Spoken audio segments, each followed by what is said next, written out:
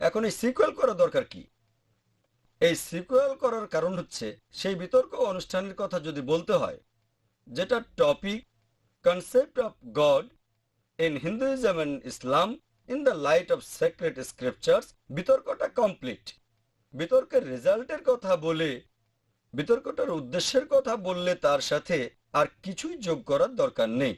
তবে অনেকেই পরে আমার কাছে এসে বলেছে যে উনি তার বইতে ইসলামের বিরুদ্ধে যা লিখেছেন সেটা নিয়ে আপনি কথা বললেন না কেন, অথবা ওনার অমুক কথার উত্তর দিলেন না কেন।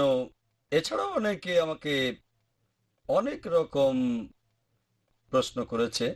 এখানে একটা কথা বলি, বিতর্ক অনুষ্ঠানটার কথা যদি বলেন ওটা শেষ হয়ে গেছে, ওখানে কিছুই যোগ করার নেই। 2 নম্বর পয়েন্ট, ওখানে আমার সময়টা ছিল সীমিত, সেই অল্প সময়টাকে কাজে লাগানোর চেষ্টা করেছি। আমার লেকচারেও কয়েক মিনিট সময় বেশি নিয়েছিলাম। অনুষ্ঠানের মডারেটর তারপর শ্রী শ্রী রবিশঙ্করকেও কথা বলার জন্য একই সময় দিয়েছিলেন। সময় ছিল অল্প, সেই অল্প সময় যতটুকু পারি বলেছি। 3 নম্বর পয়েন্ট, ওনার যে কথাগুলোর উত্তর আমি দিতে পারতাম সেগুলো ছিল টপিকের বাইরে। শ্রী শ্রী রবিশঙ্কর অনেক কথাই বলেছিলেন, তার বেশিরভাগ কথাই ছিল টপিকের বাইরে, তাই উত্তর দেওয়ার প্রয়োজন ছিল না। এই একটা ব্যাপার। আরেকটা ব্যাপার হচ্ছে উত্তর দিতে চাইলেও সময় তো ছিল অল্প।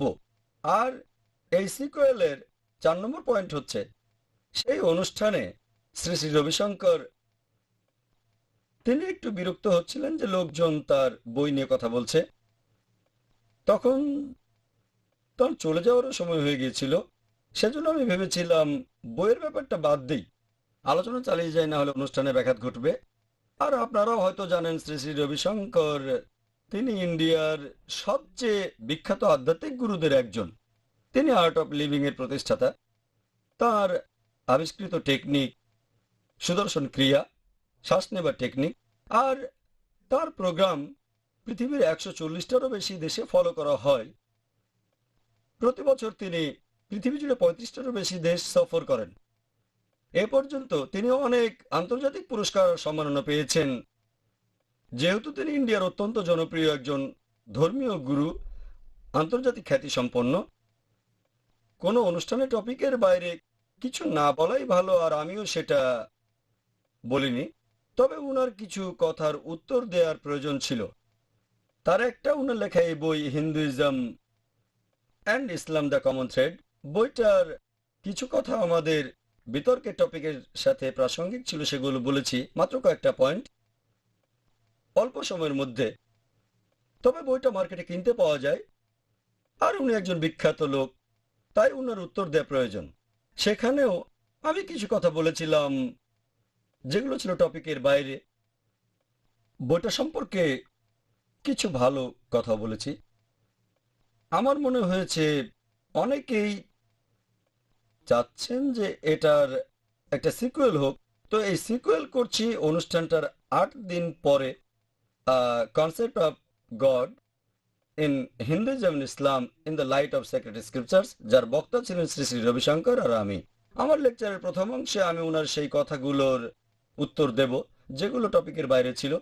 এরপর ওনার এই বইটা নিয়ে বলবো যত দূর পারি, কারণ এখানেও আমাদের হাতে অপরন্ত সময় নেই, সারাদিন কথা বলতে পারবো না। তবে মেজর পয়েন্টগুলো কভার করব। বিতর্কটার প্রথম পার্টে আমি কথা বলেছিলাম প্রায় 1 ঘন্টা ধরে। আপনারা অনেকে হয়তো এটা লাইভ দেখেছেন অথবা পরে টিভিতে। আমি বলার পরে শ্রী শ্রী রবিশঙ্কর এলেন 1 ঘন্টা কথা বলার জন্য। তিনি তার লেকচারের শুরুতেই কয়েকটা সংস্কৃত শ্লোক বললেন। শুরুতেই তিনি বললেন সন্ত কবীরের একটা শ্লোক। শ্লোকটার শেষে আছে, ढाई अक्षर प्रेम के पढ़ो तो पंडित हो। তারপর অর্থ বলতে গিয়ে তিনি কিন্তু শ্লোকটার অনুবাদটা বললেন না, সেটা বললেন তার নিজের ভাষায়। আপনি পৃথিবীর সবগুলো ধর্মগ্রন্থ পড়তে পারেন, যুক্তি আর পাল্টা যুক্তি দেখাতে পারেন, কিন্তু ভালোবাসার দুটো কথা আমাদের একতাবদ্ধ করতে পারে। তিনি সন্ত কবীরের শ্লোকটার শাব্দিক অনুবাদ করেননি, তিনি নিজের ভাষায় বললেন যে আপনি পৃথিবীর সবগুলো ধর্মগ্রন্থ পড়তে পারেন, সেগুলো নিয়ে তর্ক করতে পারেন, কিন্তু ভালোবাসার দুটো কথা সবাইকে একতাবদ্ধ করতে পারে। বিতর্কের টপিকটা ছিল পবিত্র ধর্মগ্রন্থের আলোকে হিন্দুইজম আর ইসলাম ধর্মের সর্বশক্তিমান ঈশ্বরের ধারণা। তাহলে এখানে কথা বলবো ধর্মগ্রন্থ নিয়ে, ভালোবাসা কিন্তু টপিক না। টপিক হলো ধর্মগ্রন্থগুলোর আলোকে ঈশ্বরের ধারণা হিন্দুইজম এন্ড ইসলামে।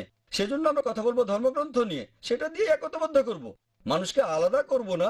ভালোবেসে একতাবদ্ধ করাটা টপিক না, টপিক হলো পবিত্র ধর্মগ্রন্থের আলোকে হিন্দুইজম এন্ড ইসলাম ধর্মে ঈশ্বরের ধারণা, আর এটা দিয়েই এই দুই মহান ধর্মের অনুসারীদের একতাবদ্ধ করব, হিন্দুইজম আর ইসলাম সত্যের পথে আনব। এরপর তিনি বললেন মহর্ষি নারদের কথা।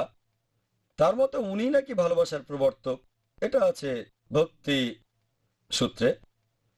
উনি বললেন যে মহর্ষি নারদ বলেছেন, যুক্তির উপর নির্ভর করো না, যুক্তিতর্কের উপর। যুক্তিতর্ক দিয়ে কোনো সিদ্ধান্তে আসতে পারবে না। আমি সেখানে বক্তব্যে বলেছিলাম যে শ্রী শ্রী রবিশঙ্কর বলেছেন, অনেকবারই তিনি বলেছেন যে আধ্যাত্মিকতার জন্য প্রয়োজন হয় বিশুদ্ধতা। আপনি কতখানি খাঁটি, এখন একটা মানুষ কতখানি বিশুদ্ধ, সেটা জানতে গেলে যুক্তি বেশ গুরুত্বপূর্ণ। তাহলে বিশুদ্ধতার পাশাপাশি যুক্তিরও প্রয়োজন আছে। বিশুদ্ধতা ছাড়া যদি আধ্যাত্মিক শেখা না যায়, তাহলে যুক্তি ছাড়াও আপনি আধ্যাত্মিকতা শিখতে পারবেন না। শ্রী শ্রী রবিশঙ্কর বলেছিলেন যে আমাদেরকে দেখতে হবে আমাদের মধ্যেকার সাদৃশ্যগুলো, তাহলে একতাবদ্ধ হবো। আমিও মানি। সেদিন আর আজকেও লেকচার শুরুর আগে সূরা ইমরানের একটা আয়াত বলেছিলাম। এই সূরার 64 নম্বর আয়াতে বলা হয়েছে, तालौ इला कलमतिन सवाइम बैनना बैनकुम এসো সেই কথায় যা আমাদের ও তোমাদের মধ্যে এক। প্রথম সাদৃশ্য কি?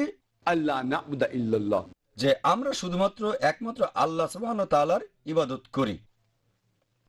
তাহলে আমাদের অনুষ্ঠানের উদ্দেশ্য ছিল সাদৃশ্য নিয়ে আলোচনা করা। তবে সেখানে আমরা যে টপিক নিয়ে আলোচনা করেছিলাম সেটা ছিল ঈশ্বরকে বিশ্বাস করা। এই দুটো মহান ধর্ম ঈশ্বর সম্পর্কে কি বলে। তাহলে আগে টপিকটার সাথে প্রাসঙ্গিক সাদৃশ্য নিয়ে আলোচনা করব, তারপর অন্য সাদৃশ্য নিয়ে আলোচনা করব, এর পরে পার্থক্য নিয়ে আলোচনা করতে পারি। আর এই কারণেই আমি সবসময় বলি, ভিন্ন ধর্মের উপরে যদি কোনো আলোচনা হয়, সাধারণত আন্তধর্মীয় আলোচনা অনুষ্ঠানে যেটা হয়, বিভিন্ন ধর্মের লোকজন সেখানে আসে। হয়তো কোনো হিন্দু পণ্ডিত এসে বলবেন যে সব ধর্মই আসলে এক। খ্রিস্টান ধর্ম ভালো কথা বলে, হিন্দু ধর্ম ভালো কথা বলে, ইসলামও ভালো কথা বলে। তাহলে হিন্দু ধর্ম যা, খ্রিস্টান ধর্ম তাই, ইসলামও একই জিনিস। তারপর একজন খ্রিস্টান আসলেন, হয়তো খ্রিস্টান যাজক, তিনি বলবেন খ্রিস্টান ধর্ম যে কথা বলে, ইসলাম ধর্ম একই কথা বলে, হিন্দু ধর্ম একই কথা বলে। তারপরে একজন তথাকথিত মুসলিম স্টেজে আসবেন, তিনিও একই কথা বলবেন, ইসলাম যা হিন্দু ধর্মও তাই, আর খ্রিস্টান ধর্ম একই জিনিস। যদি এইসব বক্তারা যা বলেন তারা সেটা বিশ্বাস করে থাকেন, যদি মানেন যে সব ধর্মই আসলে এক, আর আমি যদি বলি যে এই যে হিন্দু পণ্ডিত, উনি কি তাহলে ধর্মত্যাগ করে খ্রিস্টান হতে পারবেন? উত্তর হলো না। খ্রিস্টান যাজক কি তার ধর্ম ছেড়ে দিয়ে মুসলিম হতে পারবেন? এর উত্তরও না। তারপর সেই মুসলিম, তিনি কি তার ধর্ম ছেড়ে হিন্দু হয়ে যাবেন? এর উত্তরও না। সব ধর্ম যদি একই হয়, তাহলে তো যে কোনো একটা ধর্ম অনুসরণ করতে কোনো সমস্যা নেই কারো। যদি কেউ বলে 2+2=4, আপনাকে দিলাম 2 টাকা প্লাস 2 টাকা ফেরত দেবেন 4 টাকা, অথবা 2 বার 5 টাকা দিলাম 10 টাকা ফেরত দেবেন, 5+5=10, আপনার আপত্তি থাকবে না। দুটো 5 টাকার নোট নিয়ে একটা 10 টাকার নোট দেবেন, কারণ জিনিসটা একই। আর আমি বলি, আমি তুলনামূলক ধর্মতত্ত্বের একজন ছাত্র, আমাদের মানতে হবে যে সবগুলো ধর্ম আসলে এক না। কিছু কিছু কথা হয়তো একই রকম, তবে সামগ্রিকভাবে 100% পৃথিবীর ধর্মগুলো একরকম না। যদি কেউ কথা বলে, সে লোকজনকে বোকা বানাচ্ছে। যেন 3জন টিচার স্টেজে আসলেন, তারপর বললেন 2+2=3, 2+2=4, 2+2=5। 3জন টিচারই বললেন যে এই 3টা সমীকরণের সবগুলোই ঠিক। এভাবে হয়তো গ্রামের অশিক্ষিত লোকদের বোকা বানানো যেতে পারে, তবে যে স্কুলে গেছে সে বলতে পারবে যে এই সমীকরণগুলো এক না। একইভাবে যেসব লোকজন ধর্ম সম্পর্কে জানে না, যদি আন্তধর্মীয় কোনো আলোচনা হয় সেখানে তাদের হয়তো বোকা বানানো যেতে পারে, কিন্তু যারা তুলনামূলক ধর্মতত্ত্ব সম্পর্কে সামান্য হলেও জানে তারা কখনোই মানবে না যে সবগুলো ধর্মের সবকিছুই এক। কিছু ব্যাপারে মিল থাকতে পারে। তাই আমি সাধারণত যেটা বলি সেটা হচ্ছে, আসুন আমরা এটা মেনে নেই অন্তত পক্ষে একটা ধর্মগ্রন্থ, একটা কিতাব একেবারে 100% ঈশ্বরের বাণী। কথাটাতে কেউ কোনো আপত্তি করবে না। হিন্দুরা বলবে বেদকে ঈশ্বরের বাণী বলে মানতে আমাদের কোনো আপত্তি নেই 100%। তারপর খ্রিস্টানরা বলবে বাইবেলকে ঈশ্বরের বাণী বলে মেনে নিতে আমাদের কোনো আপত্তি নেই। এরপর মুসলিম বলবে কোরআনকে ঈশ্বরের বাণী বলে মেনে নিতে আমাদের কোনো আপত্তি নেই। এই হলো আমাদের প্রথম সাদৃশ্য। এখন আমি বলবো ধর্মগ্রন্থগুলোতে যেগুলো কমন, যেটাকে সেই ধর্মের অনুসারীরা ঈশ্বরের বাণী বলে মানছেন, আসুন এই ধর্মগ্রন্থগুলো থেকে আমরা সাদৃশ্যগুলো বের করি আর মেনে নেই। অন্ততপক্ষে যেগুলো কমন সেগুলো আন্তরিকভাবে মেনে চলার চেষ্টা করি আমরা। যেগুলো কমন না সেগুলো নিয়ে পরে বলবো, মানতে পারেন নাও মানতে পারেন। তবে এই ধর্মগ্রন্থগুলোতে যে জিনিসগুলো কমন অন্ততপক্ষে এটা মেনে নেই, সেগুলো মানব, কারণ কেউ এখানে আপত্তি করবে না যে অংশগুলো কমন। এই তিনটা ধর্মগ্রন্থের মধ্যে যে জিনিসগুলো কমন সেগুলো ঈশ্বরের বাণী। আমরা এই কাজটা করেছি, সবসময় এটাই করি। যে জিনিসগুলো বেদ আর কোরআনের মধ্যে কমন, হিন্দু আর ইসলাম ধর্মগ্রন্থগুলোতে যেগুলো কমন, আসলে অন্ততপক্ষে সেগুলো মেনে চলার চেষ্টা করি। যেসব জায়গায় পার্থক্য আছে সেগুলো আপনারা মানবেন কি মানবেন না সেটা আলাদা প্রসঙ্গ, এগুলো নিয়ে পরে কথা বলা যাবে। যেগুলো কমন অন্তত সেগুলো মেনে নেই। আলোচনাটার উদ্দেশ্য ছিল এই দুই মহান ধর্মের অনুসারীদের বোঝানো অন্তত সেগুলো মানেন যেগুলো কমন।